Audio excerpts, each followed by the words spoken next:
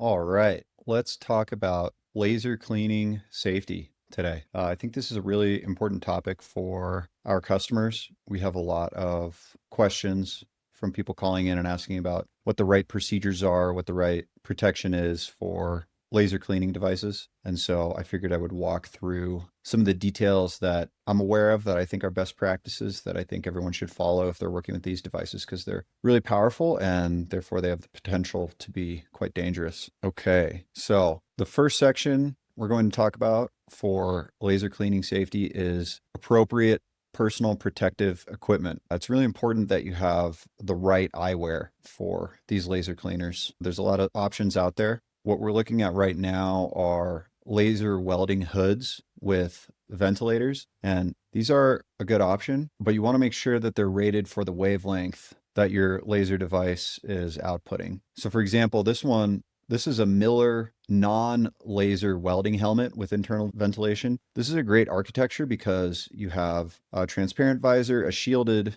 visor, and then an integrated respirator. That's definitely the type of PPE that I would prefer, but lasers do not output the same wavelength as regular welders, whether that's arc or MIG or TIG. So you want to make sure that you have a laser helmet that is rated at the correct wavelength. So you can see this has an optical density rating of 8 at 1,000 nanometers and OD10 at 1064, which is near infrared. The thing that I like about this is this offers you full eye protection and breathing protection all in one device. And this is rated for laser welders and laser cleaners to make sure that you have clean airflow to your lungs and that your eyes are protected, which is super critical. The other thing that you could use is a combination of PPEs. So for example, this 3M back mounted respirator is a really great option because you can see there's room in here to fit laser safety goggles. So if you wanted to use this is probably the best respirator that you can get.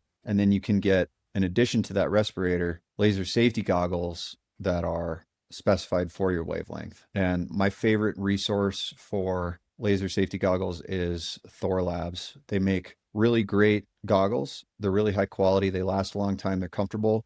And most importantly, their specifications are very precise. So you know exactly what you're getting when it comes to optical density rating at your use case wavelength. So that's the most important thing. Let's talk about the machines themselves. These days, almost everything is made overseas. So that might be unavoidable if you're getting into this industry of laser cleaning. You're probably going to buy a device made overseas. But the most important thing is that the device that you select comes with a spec sheet. You want to make sure that it's not a mystery what wavelength and what power rating your laser cleaning device is outputting. So this is a really great example of a high power laser cleaning machine with a really great fiber wand at the end. You can see the non-English characters on this device. It's definitely made overseas. And if you're the LSO, there's certain things that you should document in your own internal laser safety program and make sure that your spec sheet actually does specify them. So the most important two metrics are wavelength and power output. And then if you drill down into those specs, you get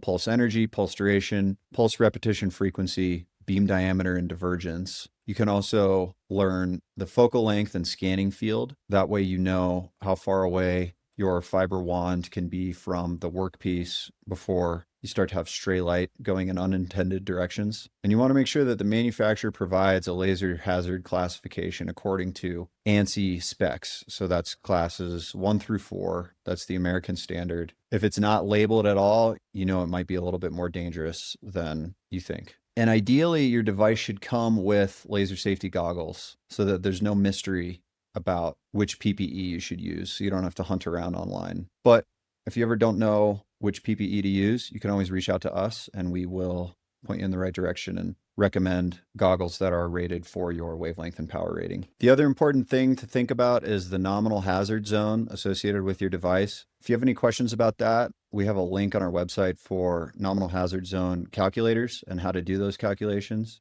if you're the LSO. And if you reach out to us, we're happy to do it for you as well. So when it comes to workpiece laser cleaning, different materials have different reflective properties. And it's really important that you're aware of what type of reflections your piece is going to emit. For example, a really rough surface that you're cleaning is going to have diffuse reflection where the light is scattered everywhere. And a really smooth material is going to have specular reflection where the light is scattered primarily in one singular direction. And that's going to affect how you think about shielding from observers or other workers nearby, or if you're outdoors, bystanders. You want to be careful about where your reflections are going and make sure that they're not going to blind anybody else. Because as the operator, you're looking directly at the most dangerous part of the laser output, but people standing nearby could get secondary reflections that are just as dangerous as the ones that you're looking at as the operator. The next thing we're going to talk about is proper enclosures and ventilation. If budget permits, I would definitely recommend getting a laser cleaning hood or laser welding enclosure. There's a bunch of great options for that.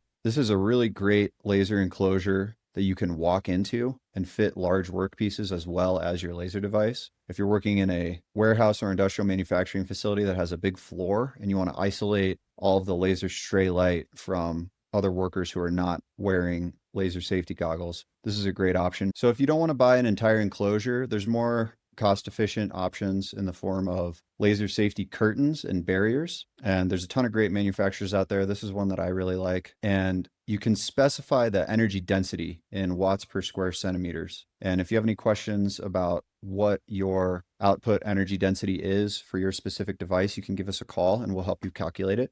But usually these are rated for class 4 laser devices, and they're perfect for mobile setups or temporary setups and large work areas with mobile devices and large work pieces. So you want to make sure that your laser safety barrier is specified for your wavelength and your energy density of your device. And then obviously you never want to point an outgoing beam directly at the material for an extended period of time. Because the most important part of laser cleaning and laser welding is that reflections are the primary hazard. So pay special attention to polished stainless steel, aluminum, copper, brass, or galvanized surfaces. You also need to think about the material profile, as including whether or not the workpiece is curved or cylindrical or concave, because that can either reflect, scatter, or focus the beam in unintended ways. And you want to watch out for corners that can redirect the beam in unintended directions. You also want to make sure that your workpiece is dry. If it is wet or oily, the laser beam is going to interact with that liquid and it could cause off-gassing or burns or unintended reflections as well. And just also be mindful of fixtures and clamps and work holding devices that you use. The next most important thing to talk about is ventilation to capture fumes and particles at their source, because laser cleaning can vaporize, oxidize, fracture, or eject all sorts of gases. So common materials that can off-gas include paint and primer, rust, which is probably the most common use case for laser cleaning, oxidized surfaces, oils and greases. You want to watch out for adhesives and sealants. You want to watch out for plating and coating, whether it's anodized or plated with a reflective material like nickel or chrome. And also the base material after it's clean is going to off-gas a little bit as well. So just be mindful of anything that might be corrosive, anything that's not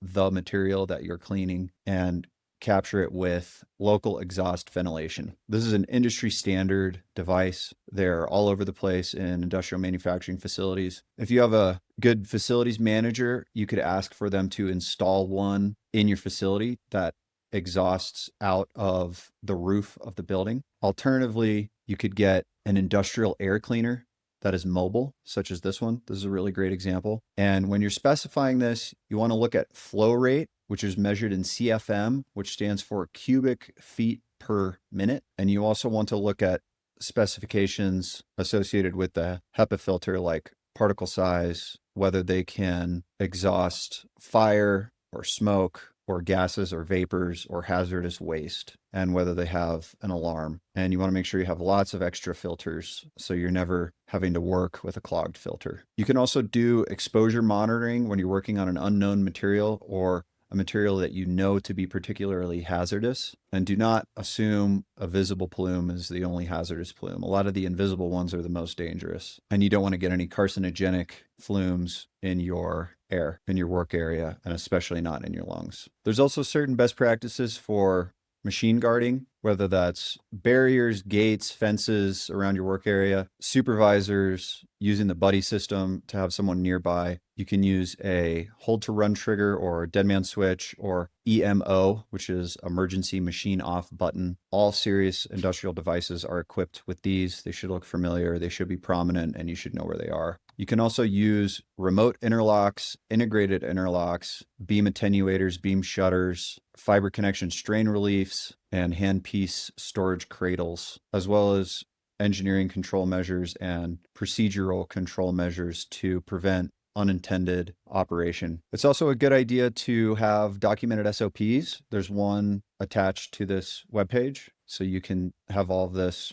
written down and documented in your laser safety program if you ever get audited. And that includes everything that we talked about in addition to fire prevention, electrical hazards, process controls. And the last thing I'll say is make sure you validate and document everything. In the eyes of OSHA, if you didn't document it, it didn't happen. So hopefully that was quite helpful when it comes to laser cleaning safety. And if you have any questions, you're welcome to reach out to us here at lasersafetycertification.com anytime. Thank you so much.